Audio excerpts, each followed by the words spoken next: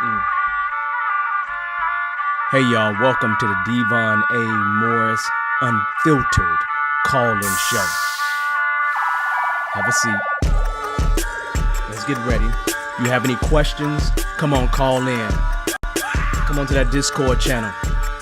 Do me a favor, get the unfiltered crew some finger snaps. We're ready to get started here. Mondays, 8 p.m. Every single Monday, we're here. I'm excited about it. Are you? Let's get this show started, y'all. The greatest Scrum show on earth. I'll see y'all soon. Enjoy.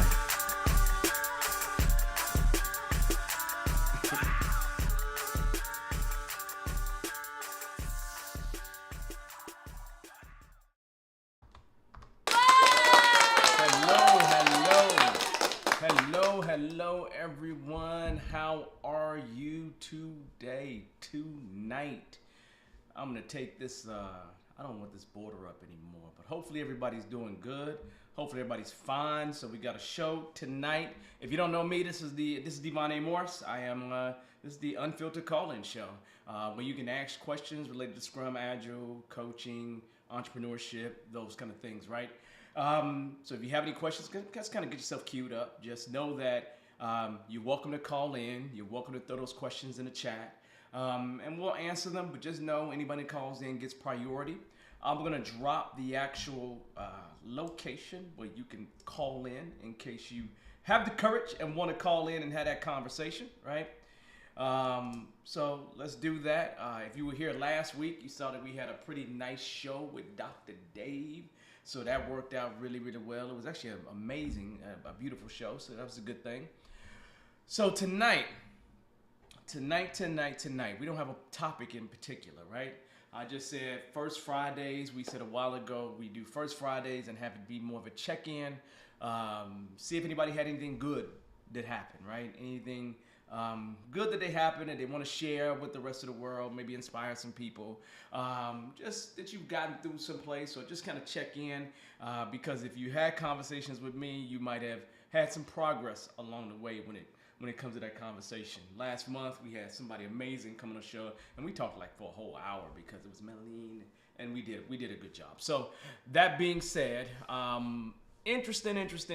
We still got a thing happening in Ukraine, the war. So, all my thoughts go out to all the families impacted, even on the Russian side, because some of those guys really don't know what's happening, right? So the idea, though, today in terms of the show, you just call in and check in. So what I want to start off talking about today, since I don't have a topic in particular, it's something really simple. Well, let me say this. For anybody that's here, LinkedIn, Facebook, YouTube, please say hi in the chat. So then I can wave at you and say what's up. But here's the deal. Last week, if you was not a part of it, we actually had a challenge last week. And it's always an interesting thing because people are always curious as to, how to make things happen.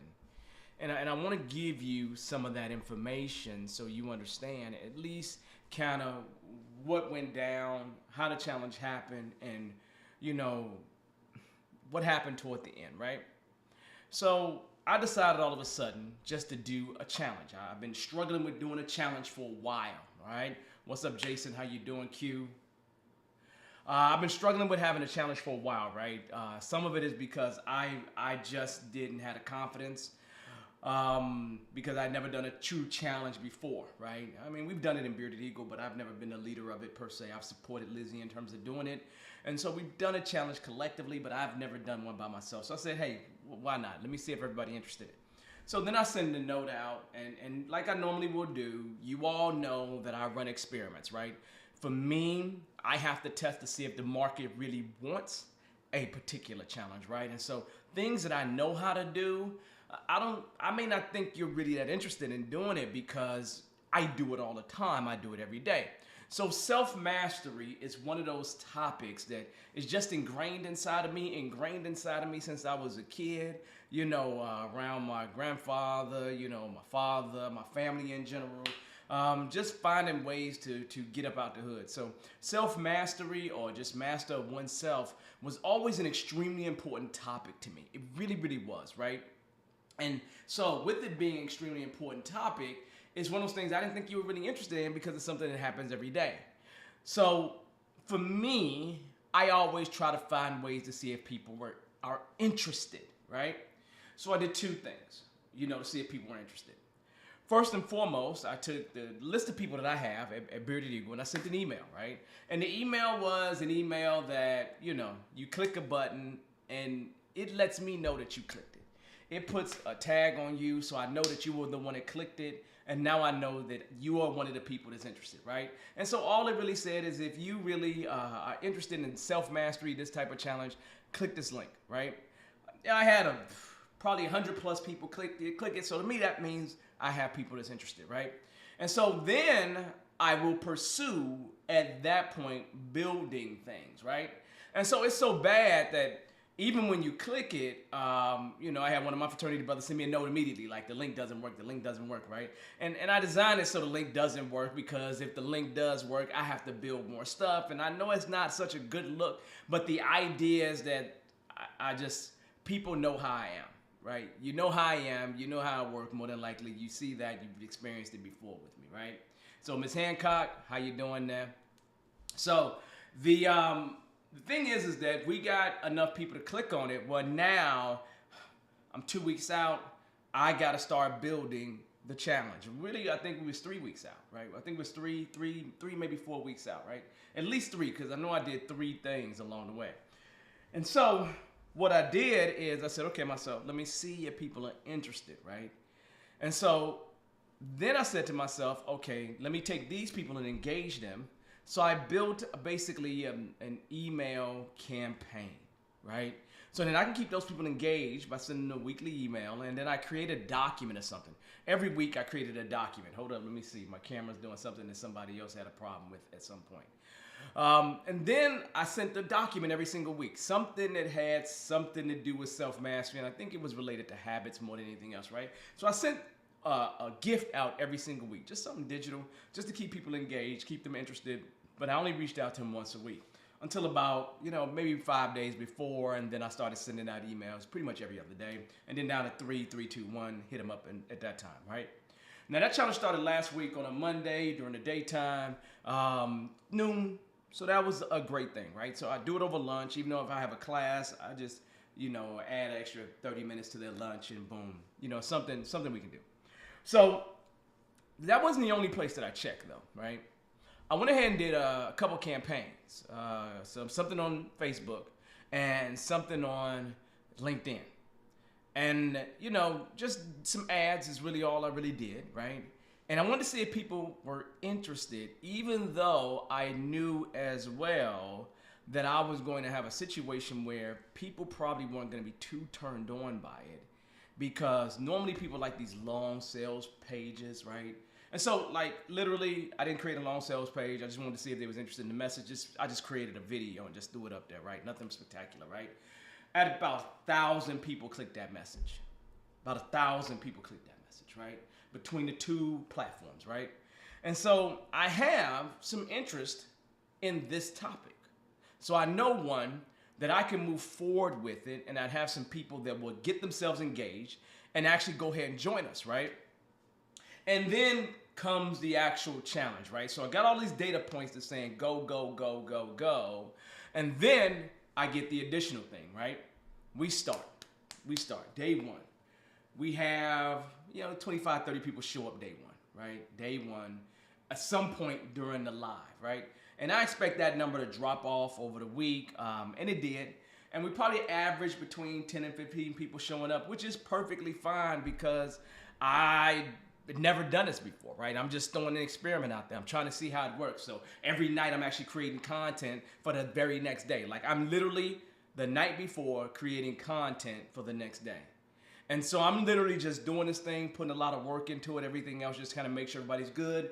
Had some mistakes along the way, like some missed links somehow, and just some common problems that I've had. But again, I'm fully transparent with the group, and I'm letting them know what's going on.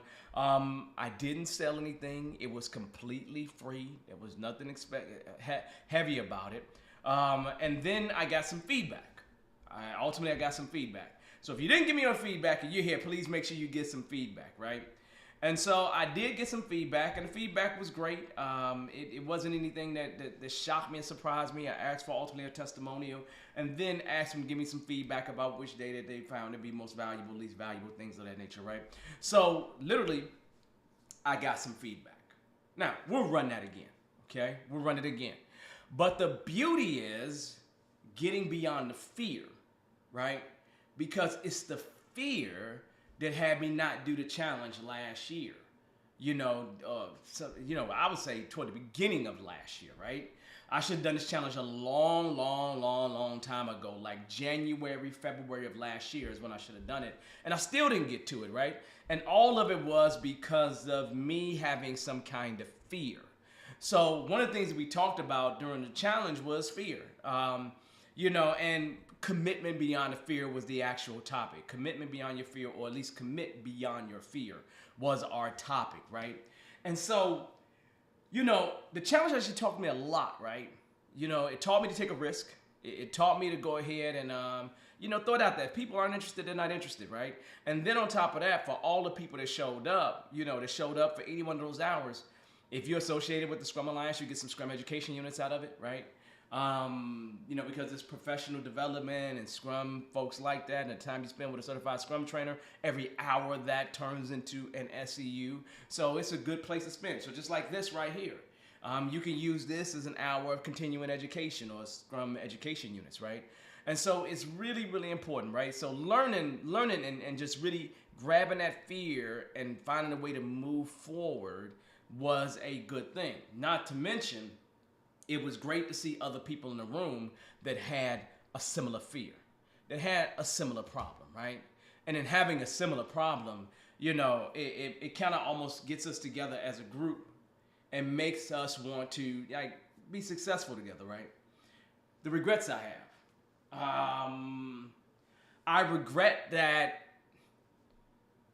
there's no coaching program or mentoring program,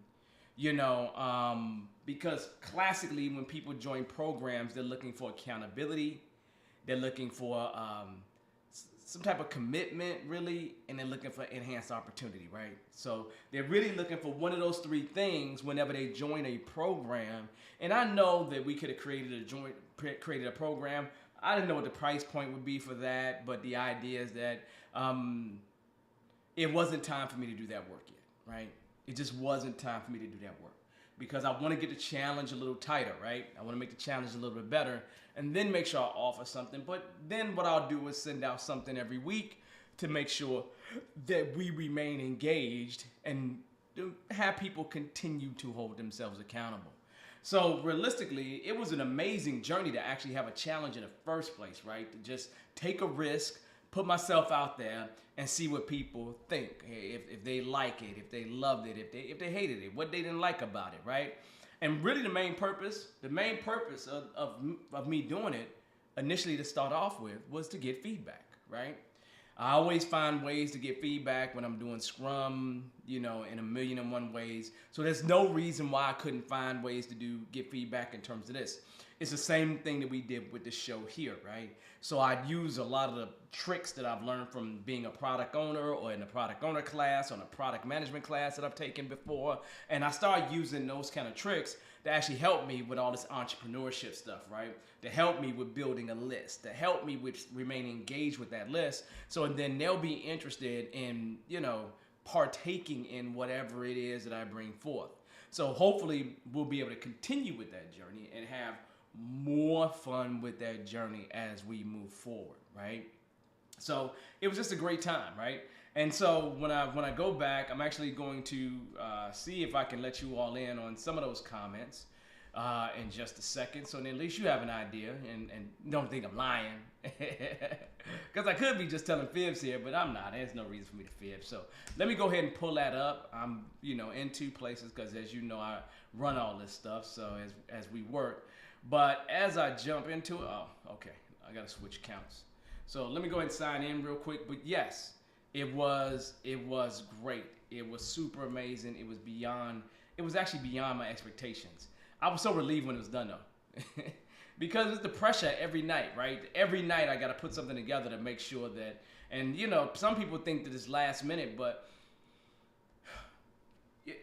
we remained engaged, right? Because I would ask the people that was in the challenge, I asked them questions, right? I asked them questions as we're participating, right? And asked them about their fears or one challenge that they ran into or one obstacle that they needed to face or what was their, big why, right? As I go ahead and jump into all that stuff, I'm like, okay, this is amazing. I'm seeing good stuff. And what was that good stuff doing for me? It was helping me prepare for the next day of class. Because I take all those comments and I review every single comment, right? I review every single comment. And I even took snapshots of comments to send them out to in the emails the next day because I also, made sure people got access to the review, to the recordings. So then they had access to it. And it was easier to do it that way because what happened is I'm doing it on YouTube, which is being automatically recorded, right? So that was good. And if you listen to some of the comments that was made, right? Awesome 5-day learning things about myself and finding out ways to improve personal as well as professional. Devon was like a coach and a drill sergeant. Great. He provided ways to help achieve my goals.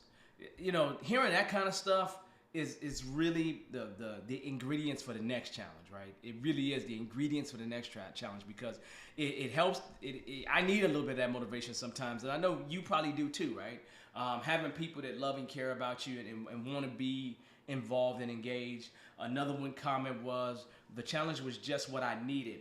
Devon is an excellent motivator and keeps you engaged. This is a very thought-provoking challenge that requires you to dig deep to help you discover your biggest challenges, deepest fears, your reason for it all, and how to move forward. That's another big plus, right? I get embarrassed about the ones that say my name a lot of times, so let me read this last one, and then we'll go ahead and get ready to move on. It lived up to the expectations and then some. It got you to some deep soul searching and guided you toward making better choices going forward. It left you with enough nuggets to build on.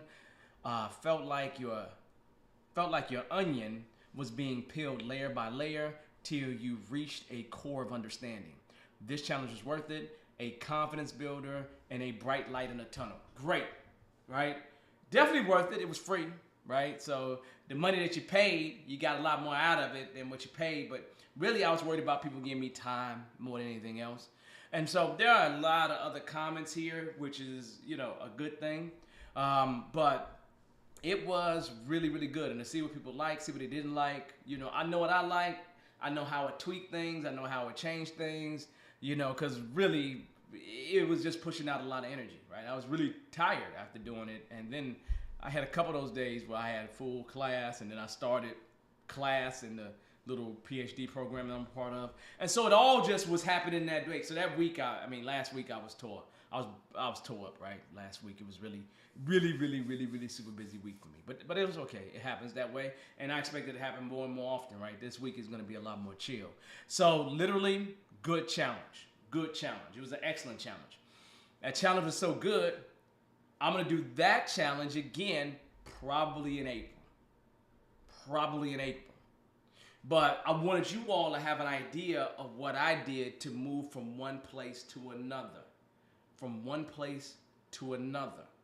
And that right there is what it was all about. So, once again, what I'm going to do for you all is I am going to go ahead and throw the actual link to join the show in the chat.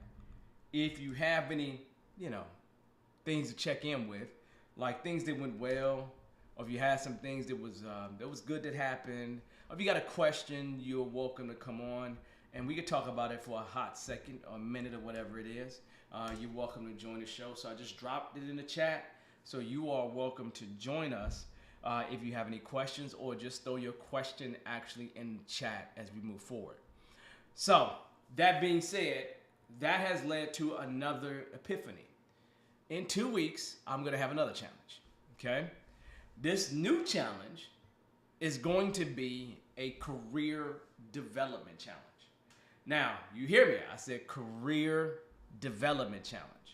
And so it's one of those things where a lot of times people are asking about, how do you find a job? Da, da, da, da, da. But the thing is that I know more people that's employed or have a business than I know people who don't, right?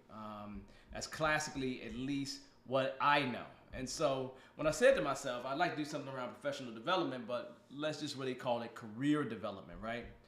And in that challenge, which I just sent out an email to my group today, asking people to go ahead and click a button and they'll get an email. It's going to happen March 21st through the 25th. And it's going to be obviously 5 days, 1 hour a day, just like this challenge. Anybody's welcome to join. I'd love to see you there. We probably will just keep it only on YouTube. We probably won't go out to every place, because I can't interact with you. So, maybe we'll do LinkedIn as well. But I want to make sure that I'm able to give the audience enough time, enough of my time in a particular space. So we may just focus on one platform and we'll see. Let's see. In that challenge, though, we're going to cover a few things like influencing others, being a great partner in terms of work, job crafting, goal setting, and then building something. Those are the 5 topics that we'll cover. We probably have a day on each topic, or at least, 1 day on each topic. We're only spending an hour a day, so it's not like we're taking all this tremendous amount of time. We're just getting in it, and we're getting to the core, and then we are moving forward and then going from there. So that career development challenge is going to be massively interesting. It is going to be good. And so it's one of those things where I'm curious right now I'm curious, and I keep thinking to myself, I sent that email out about 4:30 today. Hopefully people are already jumping in and saying, I want to be in it.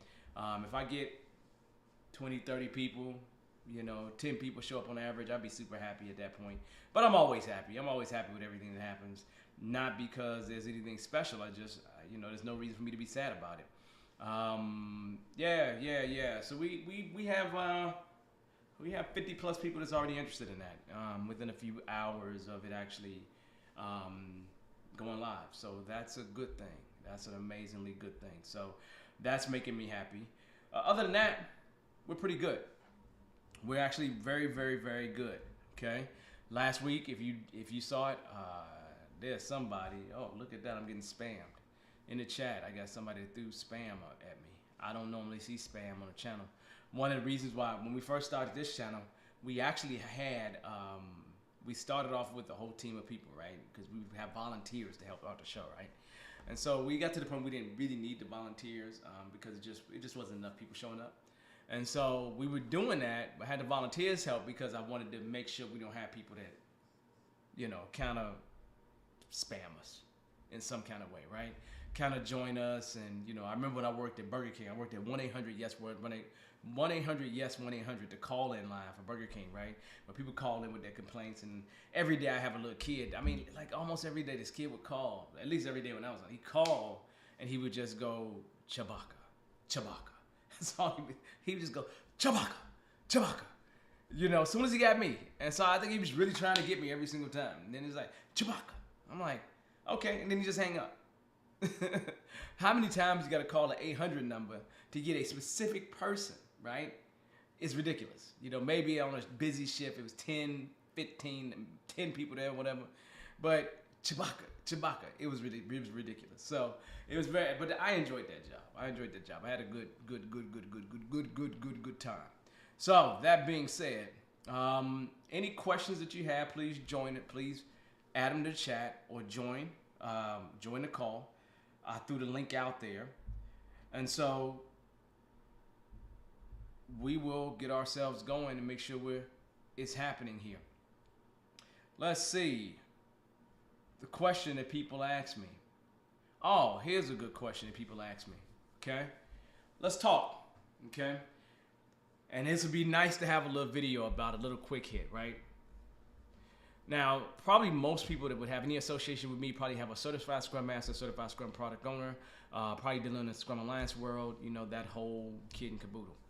But here's the deal. I'll have people reach out to me and they'll ask me which class they should take. I really can't make a decision on that for you. I could say that one of those classes is truly associated with learning Scrum, and one of those classes is truly associated with the product owner role. And you got to decide what you're going to do, right? But then people expect to get a lot more out the class than what the class is designed for. Like I had someone ask today about entrepreneurship. Is it going to teach you about entrepreneurship? No, it's not. And my response to it was no, it's not going to teach you about entrepreneurship. That's not how the class is designed, right?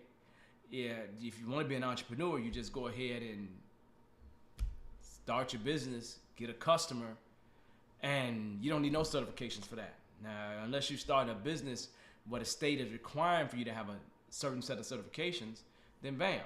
But you can start a lawyer business for all you have to do is get lawyers to work for you. As long as they got the certifications, you can offer it, right? You can start a realtor shop, right? Do you actually have to be the person that is certified by the realtor organization in order to own the business? Not necessarily, right? The people that own the football teams don't play on the field. So you can always do those things without a single certification. So don't think that there's anything that Scrum gives you that's spectacular above Scrum. That's all Scrum really gives you is Scrum. That's really it. It doesn't really give you more than Scrum. Yeah, some inspiration. You take the right class, you get a ton of inspiration.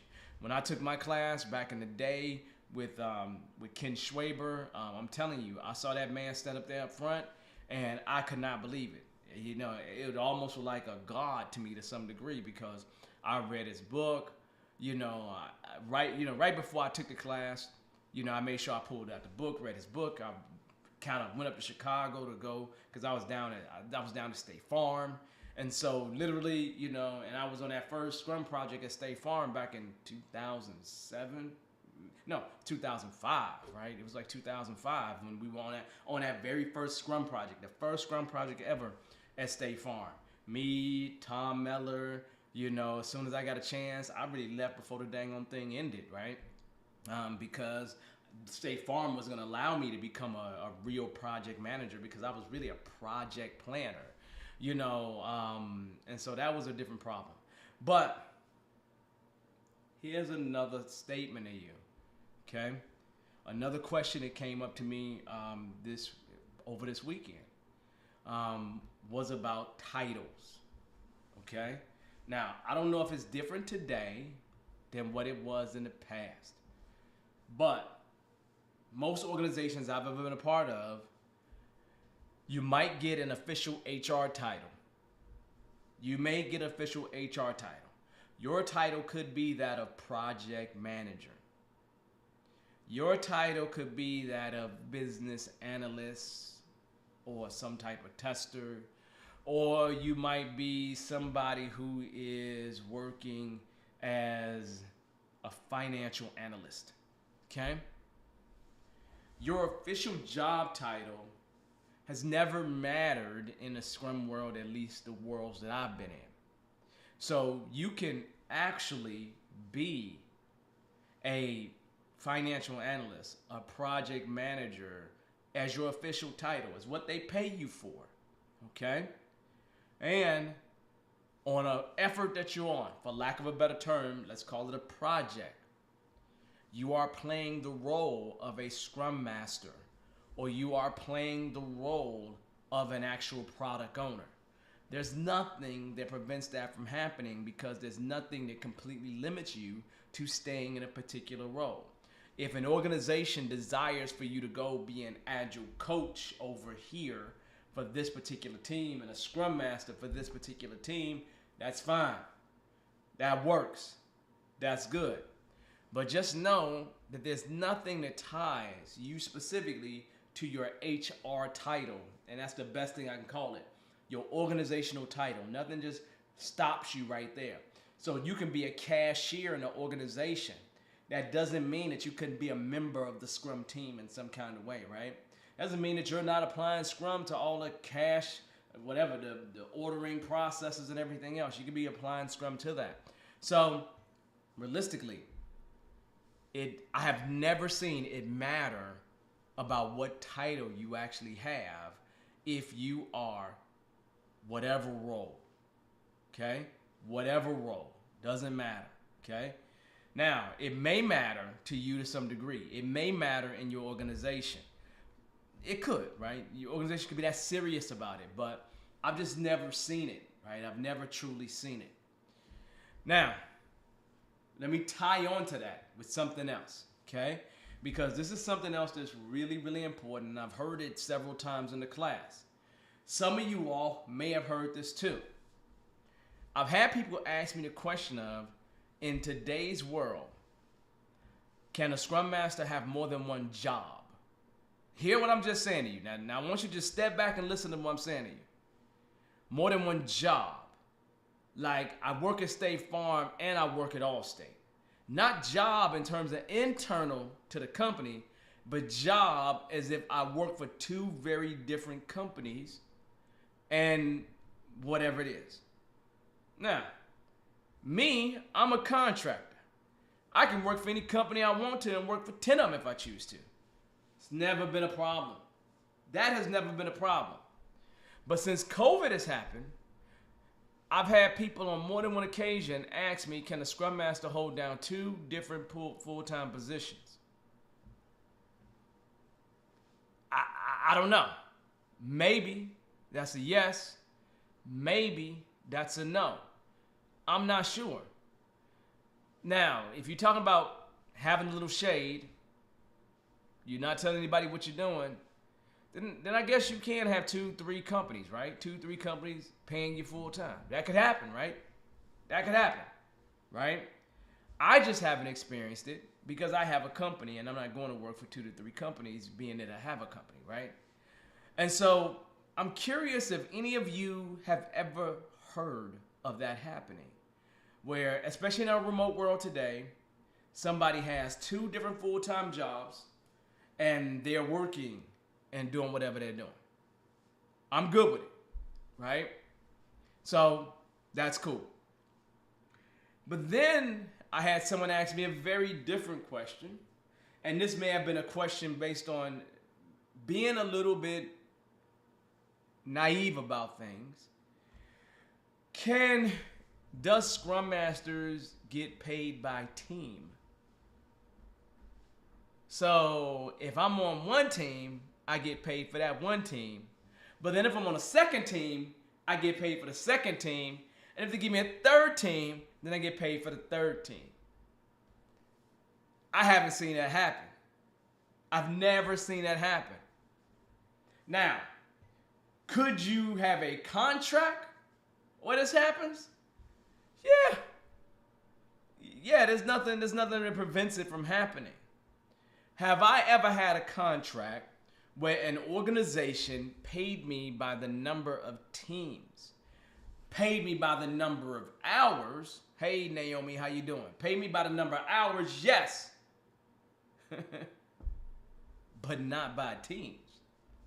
And I've been the guy that has been on 17 different teams at one time. You know, when I was on that portfolio, we had 17 different teams. I was the only agile coach that was there, so I was helping all the teams, which means I was doing nothing but setting up a whole bunch of meetings and running around, right? Wasn't able to really remove any real true impediments because I didn't have no time. So, but was I going to turn it down? No, I didn't want to be a dead Scrum Master. So, does that happen where you get paid by a team? I've never had it happen for me. Is it happening for somebody? I don't know. I really don't know. But I would assume that it can, because you can actually build a contract that states that. But I'm curious as to what the advantage would be for the organization, right? I'm real curious as the advantage for the organization, because based on, and maybe one day we'll talk about agile contracts, based on risk profile. Based on risk profile, an organization is going to take on the risk, or they're going to push the risk away from them, right? They're going to do one of the two. You know, and in a situation where they're paying you for every single team, that's a beautiful thing. But that means that they need to make sure that you taking on all that risk and give you the biggest, craziest teams possible to take 80 hours to manage a week. So now that's not good for you. But they want to give you as few teams as possible, so they're not going to give you the easiest teams on the planet either, because it don't matter how many hours you actually work. So it would be based on a contract, right? And most contracts that I've ever had has been the exchange of time for money. And then whatever that hour is that I'm there, they get whatever that service is from me for that hour. That's what I'm used to seeing. Now, again, can people have other kind of contracts that exist? Absolutely. There's nothing that prevents that from happening. Nothing whatsoever. So if you run into that kind of situation where you actually can determine the contract, just make sure you look at who's taking on all the risk. Okay? Who's taking on all the risk. And try to make sure it's not you. But I would assume that an organization is doing something like that. They're not trying to let the risk all be on them. Okay? They're not trying to do that, right? So so when it comes down like to a lot of offshore teams, you'll see that a lot of offshore teams only getting paid hours in exchange for time. And some organizations have even capped off that hours to 40 hours a week, whether they work more than 40 or not. So, you see all these different things, but an organization is trying to shed away, get rid of risk, right? Shut it away from them, right? As much as they possibly can. And put all that risk someplace else. So, if you as a Scrum Master, when you walk into your organization, if you're a full-time employee, if you can write a contract, right? Make sure that it's something that's in your favor. Okay? Make sure it's something in your favor, which means that you need to make sure you have an idea of what you're getting into walking through the door. Because once again, I have been on multiple contracts. Most of the time, all the time, right? My contract is in exchange for hours versus dollars. And then plus expenses on top of that. So that's normally what I do. Would I do fixed bid or anything like that as a Scrum Master for my time? No, because people crazy. People crazy, right? Because there would have to be some deliverable associated with that, right? And as a Scrum Master, what is your deliverable? If you really think about it, what is your deliverable as a Scrum Master? And then if you do have a deliverable, is it something that you're in control of or other people in control of that deliverable? I don't know. I don't know. So realistically, it is really something that you got to think about because you just don't want to take on all the risk. But like I said, can you as a Scrum Master have more than one job? Anybody can have more than one job is my point. There's nobody that has to stick to having one job. Could you have all these jobs concurrently? I guess you can. In today's remote world, you probably can. Is there something? Okay, Google's talking to me. It'll calm down in just a minute. I haven't connected it to the Wi-Fi. And so, so I don't know. I don't know what, I don't know where those questions come in at. I don't know where they come from. I just know I've heard them come up on more than one occasion, both those questions. Hey, did we get paid by team? Hey, did we get paid by can we be on multiple teams? And I know that inside of an organization, the Scrum Master can have 2 to 3 teams, 4 teams. Can have some number that's reasonable, but it just gets to a point where you only maybe setting up meetings and that, which is not taking care of the issues that exist, right? Has anybody else heard of that? Or am I bringing up something that's brand new to you? Because I don't want to feel like I'm giving up secrets here, right? Has anybody heard of that? If you have, just let me know in the chat because I don't want to feel like I'm alone. I know it's a different time in terms of COVID. I know there are people making a buku of cash. Maybe They are, I don't know, maybe they have some agreement. I don't know. I haven't looked at anybody's contract. It's just that a lot of times with me being an instructor, they ask the instructor those kind of questions. And since I've been around Scrum a long time, the only time I've seen that happen is during this period, right? It's during this period because back in the day before COVID, you had to be physically located someplace. Like you physically showed up, right? And you can't be physically in two different places. You just cannot be physically in two different places. I mean, you just can't, right? And prior to COVID showing up, literally, no joke. The way we thought about life was face-to-face communication is the best form of communication. And remote just doesn't do justice. Remote doesn't do justice whatsoever. And so thinking about that, I'm like, no, yeah. This is where it was. So it wasn't like I was going to be at this one company and then go, unless they were, off hours from each other. But again, my contract was time for dollars. Okay? And so I don't know what your contract is, but you'd have to at least make sure your contract's pretty solid. Okay? Make sure your contract's pretty solid. Any questions, please throw them in the chat. If you have any of those, if you want to join the show, I've thrown a link in there so you can join us anytime, right? So that is a perfect question, right? Another thing that I want to bring up, that's something that happens as well, is a simple concept called a dead Scrum Master. A dead Scrum Master, okay? Now this could be a dead Agile coach. It can be, just think dead Scrum Master, right?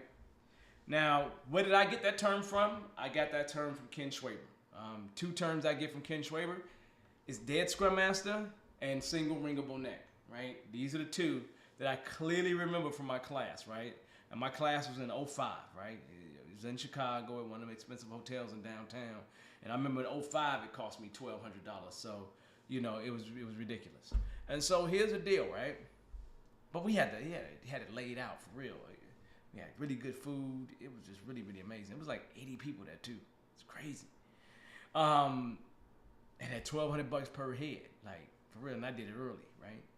So anyway, the idea and the way that I've always thought about a dead Scrum Master.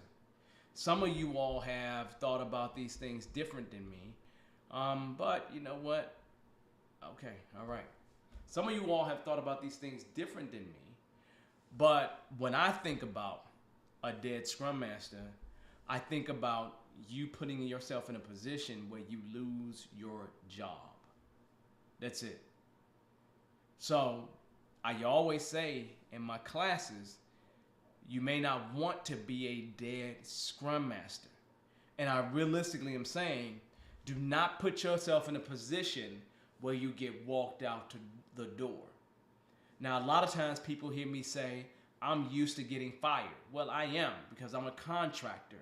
And the person that they're going to let go before they let go anybody else is obviously going to be the contractor over the employees. So I've been a contractor since 07.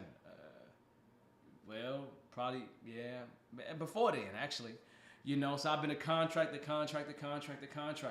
So it's going to be us contractors that get walked out the door first. And that's just the way that it works, because they're not going to say, they really use contractors to bolster their numbers, to boost their numbers up, to get, get a lot of things done, right? And so the idea, though, is just doing things that put you in a position where you are no longer exist inside the company anymore. Have I had that kind of stuff happen? Absolutely. And most of the time it's been because of integrity versus anything else. But there's a lot of people that will take certain stances. That can get them walked out the door. Or you might be in a position where the company wants you to do something in particular. Like, for example, let's say you have a situation where your company wants to get status during the daily Scrum because they have found in the past that the information in the tool is not getting updated, okay? Is not getting updated, okay? Hey Naomi, hey Dorcas, how you doing? Now, they say to you as the Scrum Master, look, I really need to get this status, and I need for you to make sure that that status is there. Okay? So, you take the stance, and you're like, no, no, no, no, no, no, no. The daily Scrum is for the developers, for them to synchronize their work, not for me to go in and collect status. So, and then you can make sure this thing is up to date. Now, I will tell them to do that in the other 23 hours and 45 minutes that exist during the day. But this daily Scrum is sacred. Nothing gets to, no, we don't touch this daily Scrum whatsoever. We don't touch it whatsoever. We're not going to do status in the daily Scrum. Now, my manager makes a suggestion to me. Well, all you really need to do is just go ahead and put it up on the screen and then have people just let you know where things are at, based on, their work. No, no, no, no, no, no, no. That's going to throw them away from synchronizing with each other. And in Scrum, it says that I shouldn't even be there as a Scrum Master. My managers say to me, no, no, no, we want you to be there as the Scrum Master because we want you to make sure that these things are getting done. So we need to make sure we get that status update every single day. Now, you can take that hardcore Scrum stance and just be like, no, it ain't gonna happen. It just ain't gonna happen. No, no, no, it ain't gonna happen. You can do that, right? You can do that all day, every day, okay? But when you do that, and now the powers that be are not getting their updates, right? They're not getting their updates. They're sitting here. They want to see things get updated. They want to see a burn chart. Oh, let me see. Let me see if my stuff shows up. They want to see a burn chart, right? And your burn charts look a certain way. Let me get a blank page because I got to do this, right? You got a burn chart that looks like, okay. You got a burn chart that looks like this, but then it kind of goes like this, your burn chart. Your burn chart goes like this. And just look flat. And the last day it goes all the way down. And they saying to you, look, we don't know how people are progressing. We don't know what's going on. We really, really want to know. We really want to know what's happening. We want to see before it gets to the end, we want to make sure that there's no disasters happen just in case so we can make sure they make it, right? And they're telling you and they're asking you and they're begging you and they're pleading with you and you're like, no. That's what I mean by taking a stance. By really taking this dogmatic stance that has no logical reason for you to take it except for that's what Scrum says to do. This is how you get walked out the door. This is how you get walked out the door. Right? You get walked out the door for that particular reason. Now, I'm not saying people are really going to walk you out the door, but I don't know. Maybe they can, right? Maybe they can because now the situation that they have is whoever asked you to get that, they can't take the data that's supposed to roll up in the tool and provide that data to the powers that be so those powers that be can make decisions about whatever needs to happen moving forward, right? And so since they asked you to get it, and now you haven't gotten it, guess who they coming to look at? You. Okay? And so if you continue to do that and you keep doing that, why would they want to have you? Why would they want to have you around? Why would you really, when you're a part of the company, you're a part of the company to toe the line of the company, not to do Scrum. The company comes above Scrum, is what they're going to say, right? And so it's one of those things where why should I be that way, right? And so, I remember when I was at some division of Sears or something like that, working in the Sears building, not in downtown Chicago, not the Sears Tower, that's not a Willis Tower. I wasn't working there. I was off in Hoffman Estates, right? And so I'm working for this part of the organization, and I'm supposed to be doing Scrum. I walk in there, they ain't doing Scrum. You hear me? They ain't doing Scrum. I had the CIO, right? Literally, I had the CIO that wanted me to create a project plan. Now, already I'm like, no, this is not Scrum.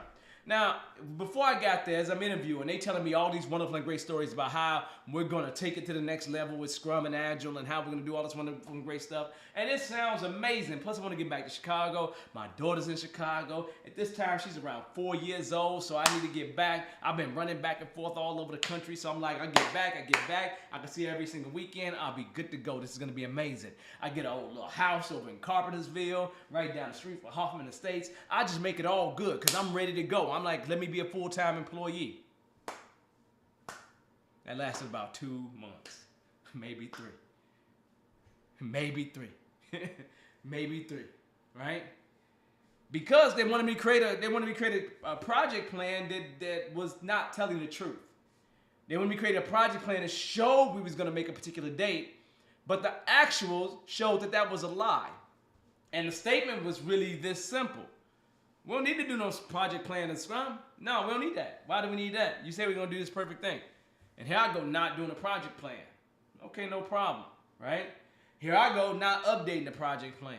Okay, now everybody's coming in every single weekend now because we're so far behind, right? It ain't got nothing to do with Scrum. It ain't got nothing to do with Agile. It got everything to do with the commitments that was made that was above and beyond what the team could have ever done in the first place, right?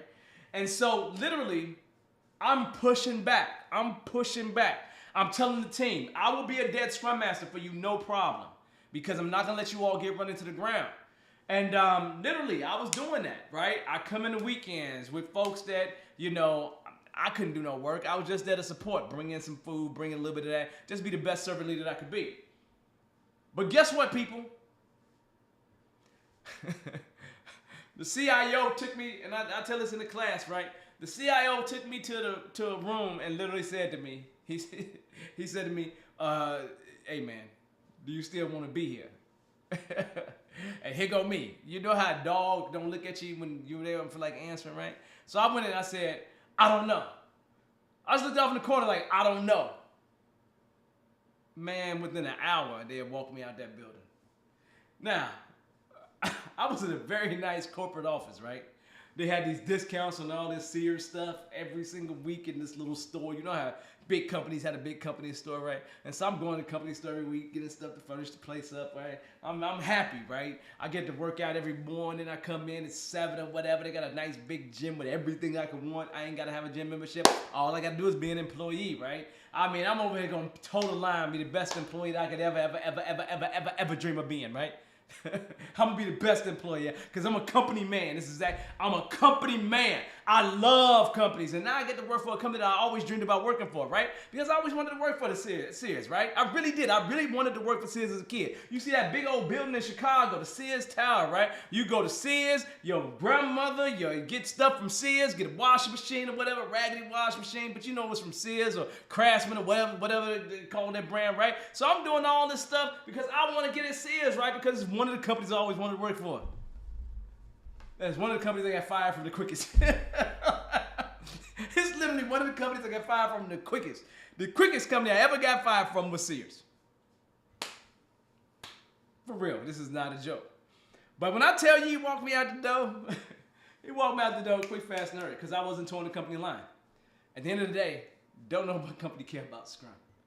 They don't care about Scrum. They care about what Scrum can do for them.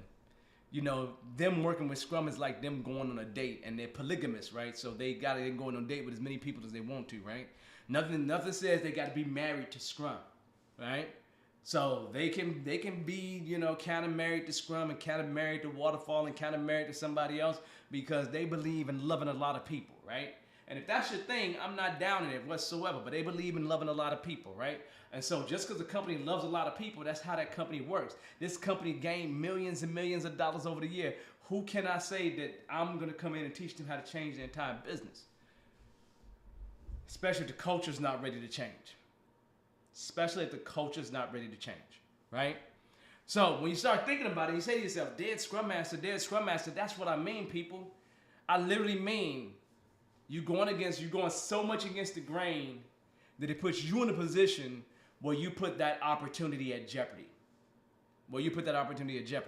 And just because, you didn't get fired, if you're an employee, for example, you can get to the point where your dead is them neutering you. Your dead is them just putting you in a position where you can't be fruitful anymore in the organization. They could actually do that to you as well, right? They don't have to fire you. They can just make it so you're no longer fruitful, right? You're no longer in the position to have a lot of opportunities in terms of getting promotions or having various opportunities. And you get a stain on your name, right? And one of the things that when I walk into organizations and I have people that are part of the company, I always tell people, especially a transformation, I tell people and I say to them, look, it's going to go one of two ways. You're going to be some of the first people to leave, or you're going to be some of the first people that's going to have the quickest raises and the quickest title changes because you're going to get a lot of promotions. So it's going to go to one of those extremes. It's not going to be anything in the middle. So are you ready to take that risk? Are you literally, especially a brand new transformation, right? Are you ready to take that risk of being the pariah in the organization and they completely new to you, completely take you away from all the other opportunities, or you end up in a situation where you're the golden child, right? It's going to be one of those extremes depending on how the company is, right? And so I've seen both happen. And so no matter what it is, you don't want to be a dead Scrum Master. Now me, I don't mind being a dead Scrum Master because I'll never be a dead Scrum Master for a Bearded Eagle, right? But you don't want to be a dead Scrum Master. Well, you do want to be a dead Scrum Master if you truly want to be a dead Scrum Master and you want to die in the process, right? Because when I ultimately left Sears, I ended up dying in the process, and really my death was on purpose, right? I started doing things, nothing egregious. I started doing things that I don't think was too coof, right? Too cool, as I would say, right? And so realistically, it's one of those things that you got to determine what you're going to be in that organization, right? And being a dead Scrum Master is one of those things it can be.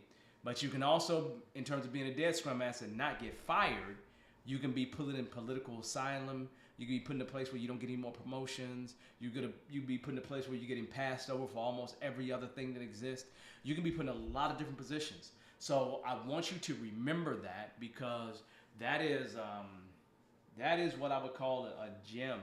Because when I first went to that whole Scrum thing, when I got my certification, I was at State Farm. Not as an employee, I was a contractor, but I was committed like I was an employee. So I was at State Farm, not an employee, but they treated the contractors like they was employees. So I was committed to State Farm. I was really committed to State Farm.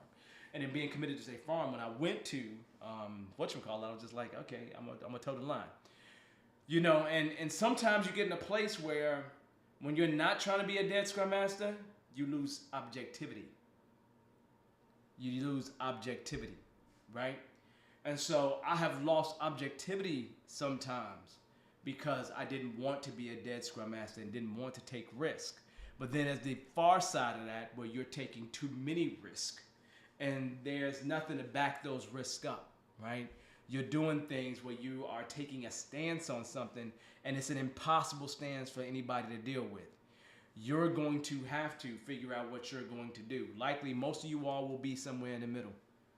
Most of you all will be somewhere in the middle, right? Because most of us work with some role that combines several things, right? So you'll be somewhere in the middle of that. But just remember, going in either extreme can have an impact on you in a negative way, maybe in a positive way, but usually in some kind of way. But that being said, I'm not sure if you want to volunteer to become a dead Scrum Master. I volunteered for it before. I still volunteer for it today, because I always tell my teams I'll become a dead Scrum Master for you. And I don't say it unless I really mean it. So if you're going to do that, just make sure that you're willing to go all the way with it, right?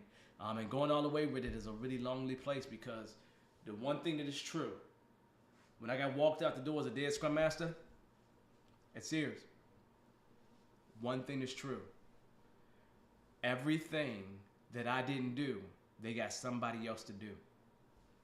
That team still got tortured the same way. I didn't change anything for that team except for them seeing a savior, seeing a Gandhi, and that Gandhi got sacrificed. That's it. It was like them seeing Martin Luther King get assassinated, and that's what happened. the construction happened after that point. They peeled back all, they made the civil rights laws to the point where they're pretty much non-existent. That's what happened to them. So realistically, if you're going to decide to be a dead Scrum Master, just remember, if you die and you sacrifice, it doesn't mean that society, that organization is really going to acquiesce because you got walked out. No, you're getting walked out so they can continue their regime. So, just so you know. And I got one question. I'll answer this question. Was it worth it? Was it worth it? I'll say this to you, Naomi. Say this to you before we close out. It absolutely was worth it, because I wouldn't be able to tell you the story, one. And two, those people that I was there at that organization for, they still know me today. They still respect me today. And whenever I cross paths with them, no matter where I cross paths with them, whether I cross paths with them in India, whether I cross paths with them in Chicago, I pass some of them down here in Texas, they still respect me to the nth degree, and they always say to me, I wish you had stayed there, because if you had stayed there, we'd have got way more stuff done. So, on that note, I'm going to say, hey, y'all, I appreciate y'all. Thank you for coming once again. We're going to make sure that all this information gets on YouTube at some point and all that good stuff, and we're going to start. I don't know what topic we're going to have for next week, but send me some topics. Like, what else do y'all want to talk about, right? Let me know. Throw it in the chat, whatever it is. I've enjoyed this. If you haven't done this already, make sure you go on YouTube and subscribe, right? If you don't know it, it is youtube.com/DevonMorris Live. You put that in, you'll get this channel.